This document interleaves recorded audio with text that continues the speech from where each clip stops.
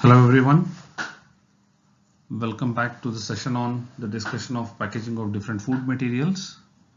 And in this session we'll understand the packaging needs of dried milk products, which includes a variety of powders, milk based powders like skim milk powder, whole milk powder, the protein concentrates, etc. So in a nutshell, this is what we are going to cover in this current session. We'll just look at the various types of the dried milks and also the factors affecting the quality of these dried milks, the indices of failure during storage, the packaging requirements, an overview of the packaging materials used currently in the market, and the safety concerns of the packaging materials. So we know that whole milk is converted into a variety of dried milk products, starting with the separation of skim milk and standardizing it to different levels of fat percentage.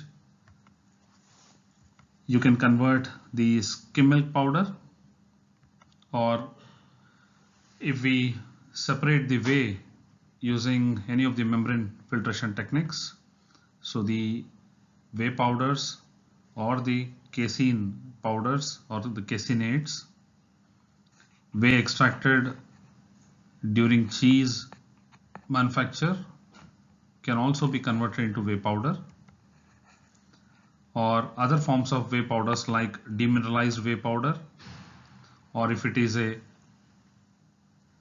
micellar casein based concentrate, or even the whey protein concentrate powders with varying protein concentrations, or the ultrafiltrate retentate powders, the milk protein concentrate powders, or even the sweet cream buttermilk powders obtained at the end of churning of cream. Now, even some of the sophisticated products or specialized products include high fat dried materials like cream powders or even cheese powders.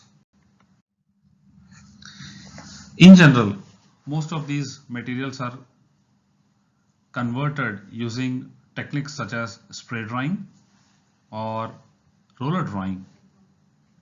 So spray dried milk powder or the roller dried milk powders have different properties in terms of their solubility and the presence or absence of scorched particles. And further, depending on the technique used, the powders can be classified into high heat, low heat, or medium heat powders. Now, if you look at the factors affecting the quality of these powders in terms of the water content or the scorched particles or the burnt particles, the oxidative changes, the structure of the powder, solubility, the flowability of the material, or even the flavor and the color. These are all affected by the technique that is being employed for converting the milk into powder. The drying parameters also affect the storage conditions under what conditions the powders are stored. They ultimately affect the finished product's quality. Conditions in terms of the presence or absence of light, the storage temperature, the presence or absence of oxygen, and the finished product's moisture content will affect the quality at the end. Now, looking at the indices of failures of milk powders, one of the important quality attribute of the products is the flowability, and if this is lost, then it is said that the quality of powder is deteriorating. The second one is caking. Another important one is Maillard's reactions or the non-enzymatic browning reactions. Lipid oxidation, where the powders contain fat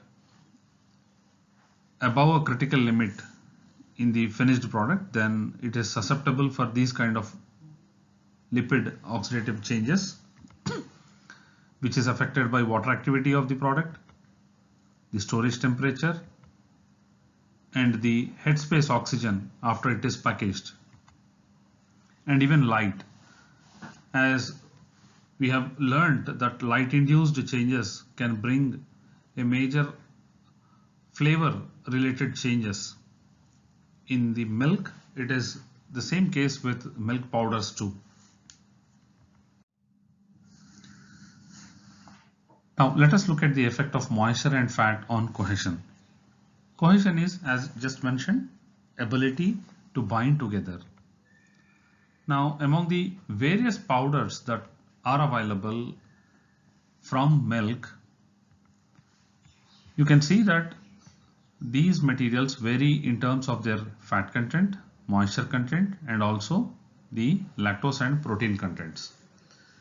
So a clear-cut indication here, we can see that depending on the particle size of the powder as well as the amount of fat present in the powder, the flowability of the powders are affected. Skim milk powder, which is relatively having the least amount of fat, and the whole milk powder or the high fat containing powders, they are very cohesive. Skim milk powder being easy to flow and the whole milk powder relatively cohesive, so the flowability is affected due to the presence of fat. Another picture on the screen will help us in understanding the role of fat in powder's cohesion. Now, in powders which are stored at higher temperature, you can see that the surface fat present on the particle's surface get melted and they fuse together to form liquid bridges. So this can be one phenomena, and at low temperature storage, the liquid fat or the presence of fat on the surface will get crystallized, and they may also form such kind of crystalline bridges.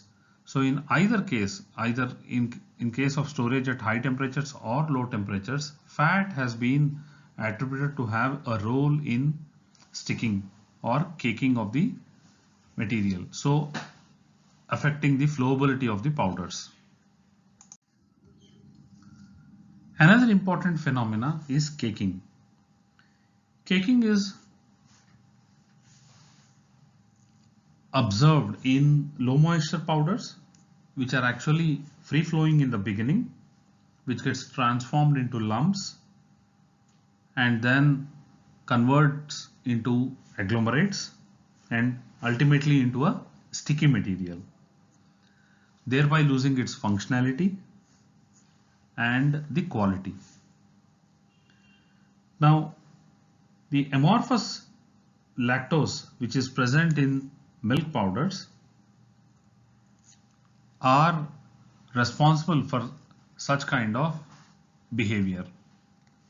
They absorb moisture, and due to this, the flowability of skim milk powders are affected. Even milk fat is also attributed for this caking ability in powders. Let us look at the moisture sorption isotherm of milk powders. Now clearly this moisture sorption isotherm curve at about 25 degrees centigrade, you can see that there is a break or fall in the curve at about 0.5 water activity. The amorphous lactose during crystallization will initially absorb moisture from the surroundings or from the headspace. Due to its hygroscopic nature, so the water activity, as it is increased, the moisture content of the powders is increased. But at about 0.5 water activity, the amorphous lactose gets crystallized and then it releases moisture. So there is a drop in the moisture content, and later the powder further absorbs moisture from the atmosphere, so the water activity is increased. Now this is the effect of the moisture content or the water activity on the behavior of powder. Similarly, we can see among the different grades of whey powders, there is a sharp fall in the water activity, sharp fall in the water content at about 0.5 water activity or slightly below that, depending on the different type of whey powders.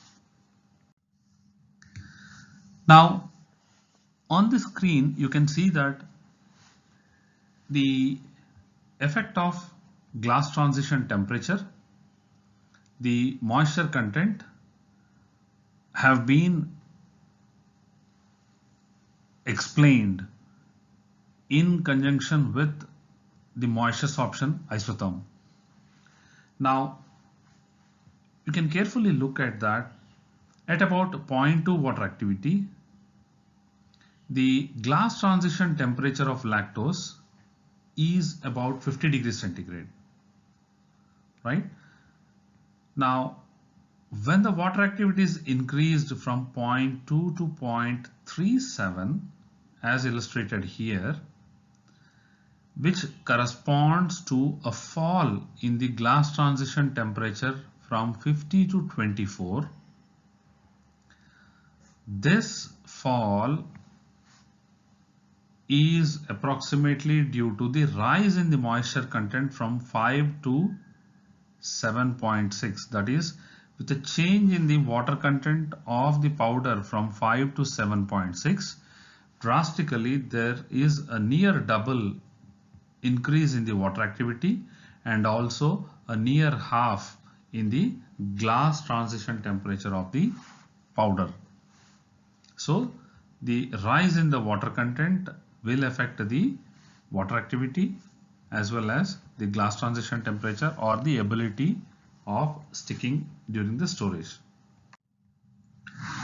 Now with the change in the water activity of the powder, we also know that there are several other reactions such as the oxidation, that is primarily the lipid oxidation, the non-enzymatic browning reactions, or even the other kinds of changes which can occur, such as the mold growth or even the bacterial growth with the higher amounts of water activity during storage.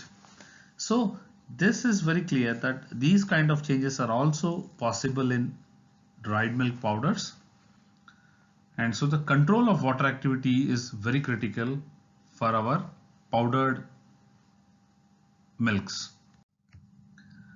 Now just a superimposition of both of these curves. Now third major problem with regard to dried milk products during storage is lipid oxidation and browning. Now in this example you can see that the whole milk powder, which is stored at 60 degrees centigrade, that is at accelerated storage conditions, and the presence of light and oxygen, or the absence of light, that is darkness, and absence of oxygen, right? We can clearly see that the relative concentration of free radicals formation is much higher in presence of light as well as oxygen, while in absence of light, that is darkness, and in absence of oxygen, the free radical formation during the first 3 days, it was significantly lower. Also, the water activity during the storage, it can be seen from this image that it drastically increased after 3rd day, reaching the ultimate at the end of 6 days of storage. Correspondingly, the color values, the Hunter B scale values, which corresponds to -60 to +60, where minus refers to the blueness, while the positive, the plus sign indicates the yellowness of the product. So here we can see that the corresponding yellowness of the product is increasing from roughly around 12 to 26, 28, right? So during storage, the brown or the color of the powder is also getting changed, and instrumental color values have clearly given an indication that the powder is getting converted towards the yellow or towards the brown. Now this is another example to show the browning rates as a function of the storage temperature and the glass transition temperature differences. And in this example, you can see that at 23 degrees centigrade, the water activity is 0, 1, 2, 3 are corresponding to 0.54, 0.66 and 0.77 and 0.86. And the products, when they are stored at different temperatures ranging from 5 to 15, you can see that the browning rate is also getting changed. Now with increasing temperature from 5 to 20, the browning rate is increasing. So at lower temperatures, the susceptibility of browning in the powders is minimized. And this example is with regard to the maltodextrin based food which contains xylose and lysine. So similar kind of behavior can be expected in other dried materials. Now in this study on the effect of various amounts of oxygen in the headspace of a package on the production of hexanal as an indicator of oxidative changes in cream powder, the authors concluded that the presence or absence of light, that is when the powders are exposed to light conditions or the dark conditions, there was a change in the amount of hexanal produced, and that is also dependent on the headspace oxygen concentrations. Now you can see that when the cream powder was exposed to light and stored at 30 degrees centigrade with an initial headspace concentration of oxygen concentration in the headspace at about 13 milliliter per liter, the production of hexanal was roughly around 1000 nanogram per liter of the headspace, while it was very low, that is less than 100, when the headspace oxygen content was only 0.3 ml per liter. And now you can see when the same powder was stored under dark conditions with varying concentrations of oxygen in the headspace ranging from 0.3 to 13 ml per liter, or when the powder is stored in ambient air conditions, that is 21% oxygen, the amount of the hexanal that is produced was less than 20, right, less than 20 nanograms per liter of headspace, which clearly indicates that the headspace oxygen concentration is very important with regard to the oxidative changes. So we need to keep as low headspace as possible for controlling the oxidative changes in dried milks containing fat. So we can see that these kind of deteriorative changes or reactions in dried milk products or the milk powders are interrelated. So with the increase in the water content, which favors lactose crystallization, it also leads to enhanced lipid oxidation and also enhanced browning in the product, which is further aggravated with the available oxygen content in the headspace. So these kind of factors have to be kept in mind while selecting our packaging material, or these reactions have to be controlled in the powders during storage. Now, the last aspect is light induced changes in powders, and we have seen in case of the changes in liquid milk also that light has a very significant effect on the nutritional value of milk and its constituents. Now, the wavelength of light in the range of 450 to 550 nanometers, the absorption spectra of the riboflavin is much higher, leading to 80% of the loss of riboflavin.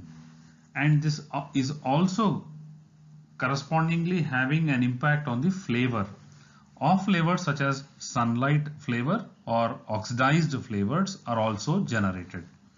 Now this sunlight flavor is also referred as burnt cabbage flavor or even cooked cabbage flavor, or some even refer to it as the mushroom flavor, whereas the oxidized flavor has been referred to as papery or cardboardy, metallic, tallow, oily, or even cappy kind of flavors.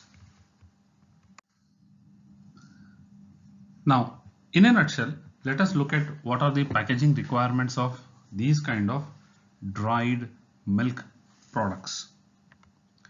The first and foremost thing is high oxygen barrier, high water vapor barrier, and light barrier. So we have seen the effect of oxygen, the effect of water vapor, or the effect of water activity and the moisture on the powders, and also the effect of light.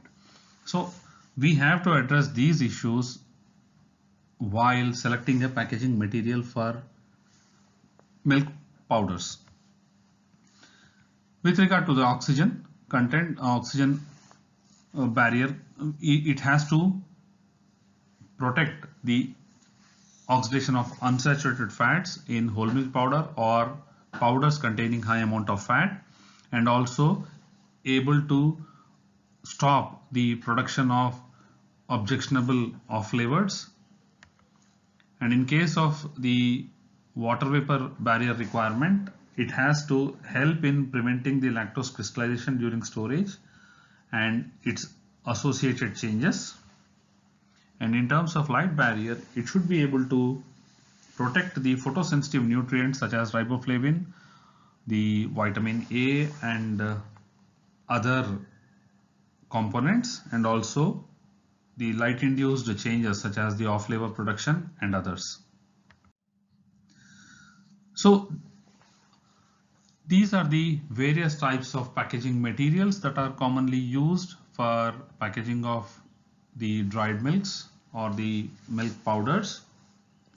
The tin plate containers are one of the preferred materials,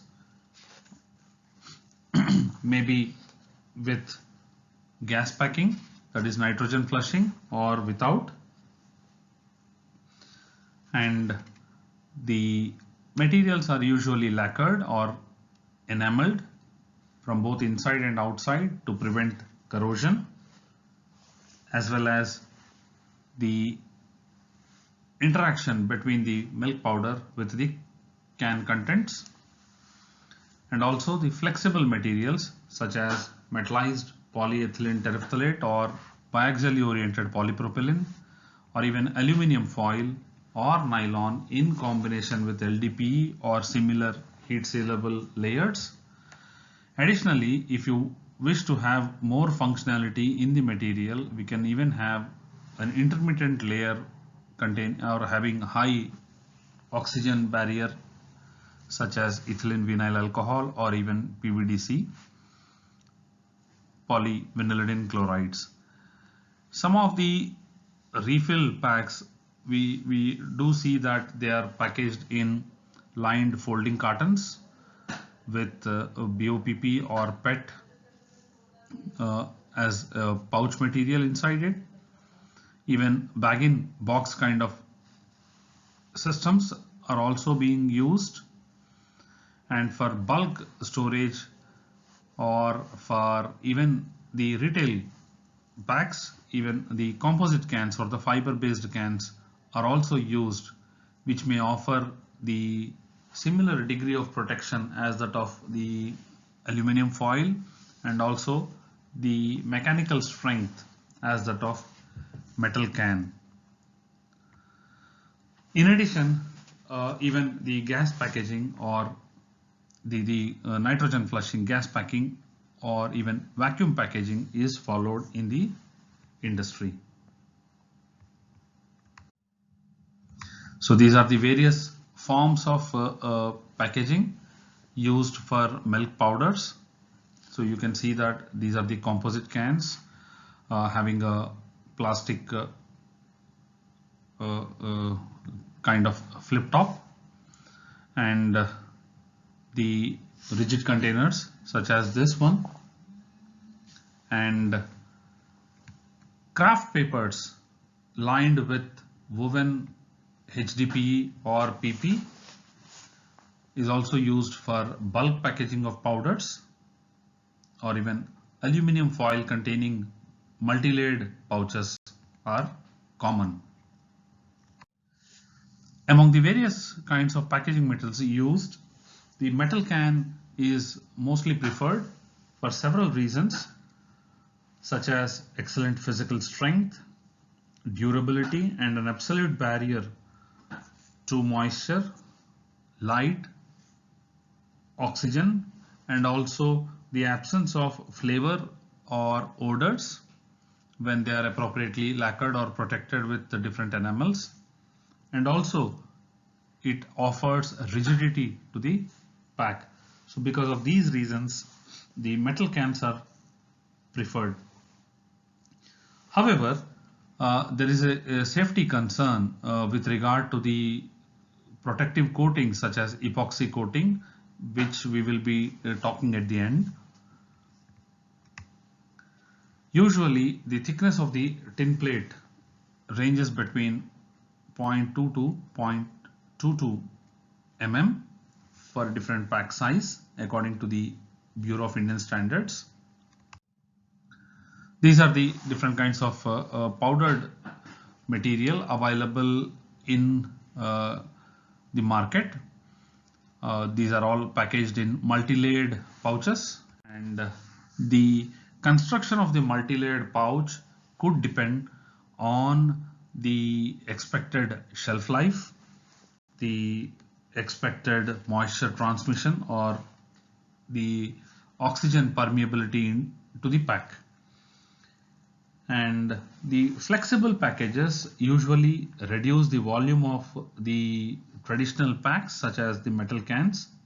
They also reduce the transportation cost and the packaging cost, and usually they require less material for packing the same amount of powders. Also, they minimize the wastage at the end of usage.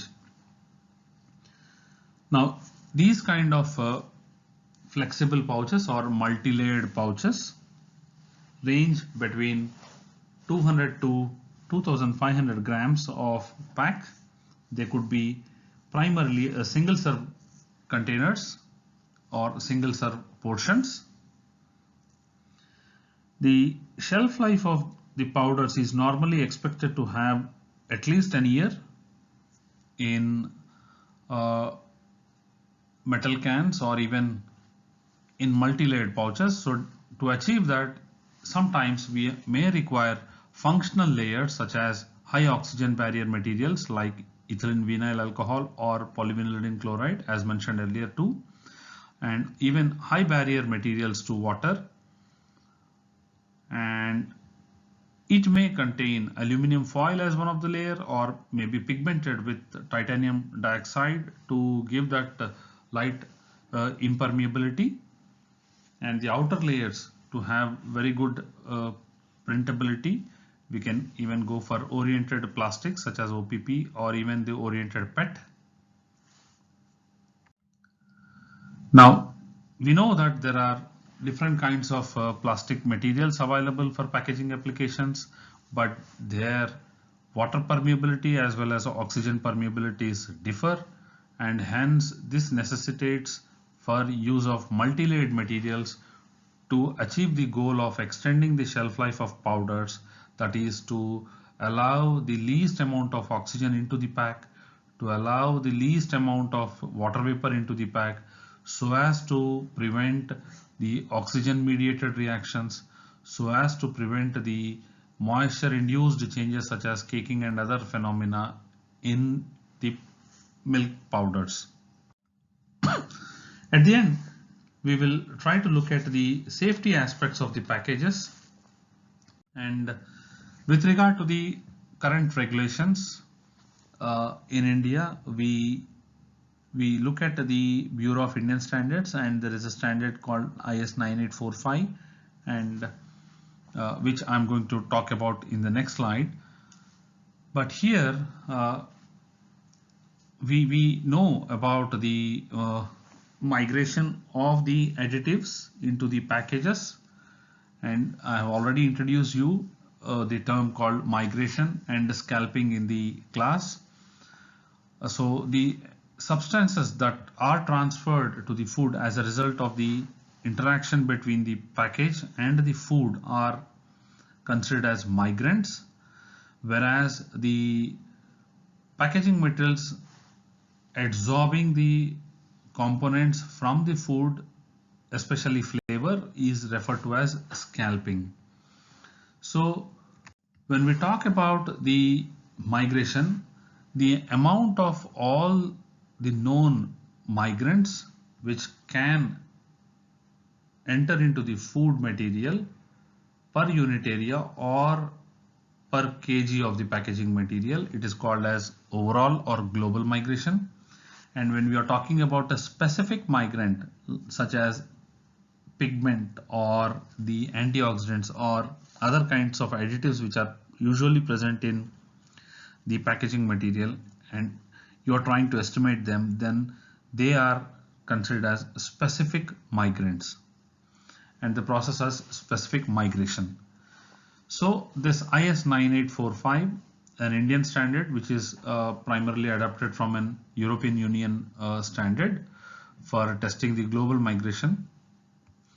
The prescribed limits are 60 milligram per kg or 10 milligrams per decimeter square, and the packaging metals are usually tested with food simulants such as distilled water, 3% acetic acid, 10% ethanol, 50% ethanol, and N-heptane.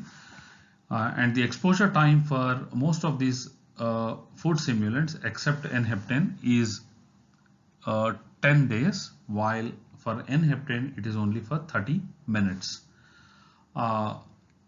You remember that we discussed about this in class 2. Now, according to the Food Safety and Standards regulations, the specific migration limits for these materials like barium, cobalt, copper, iron, lithium, manganese and zinc are on your screen. And with regard to the specific migration of tin from the tin containers or the tin plates, you can see that for different food materials the regulation has prescribed the maximum limit, and with regard to infant milk substitute and infant foods, the powdered materials, it is maximum 5 milligram per kg.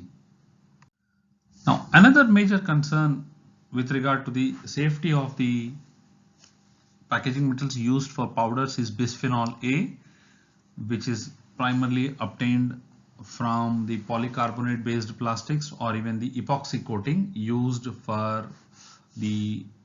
as a lacquer in most of the OTS cans, which may get hydrolyzed and enter into the food due to any of these food processing operations such as canning, sterilization, or even microwave treatment. And it always depends on the handling as well as the degree of contact or the contact period. So the research has found that the migration of BPA into food, including beverages, has been increasing over a period, and the powdered milks such as infant foods were also found containing this BPA. And the major concern is that this BPA will interfere with our endocrine system or the several hormones and leads to hazards such as the cancer or even the birth related defects and even the developmental disorders in children and other human different age groups of people. So the European Food Safety Authority in 2015 has fixed the tolerable intake limits as 4 micrograms of bisphenol A per kg body weight as of now, but most of the countries are now very concerned about the degree of migration of bisphenol A into powdered materials, because tin cans are primarily preferred for packaging of most of these powders, and they contain a protective coating called epoxy, and epoxy resin may release the BPA into food materials. So with this we have come to the end of the packaging of dried milk powders, and I'm sure you have understood about the role of the packaging materials and packaging of dried milk powders. We'll come back with another topic in the next session. Till then, have a nice time.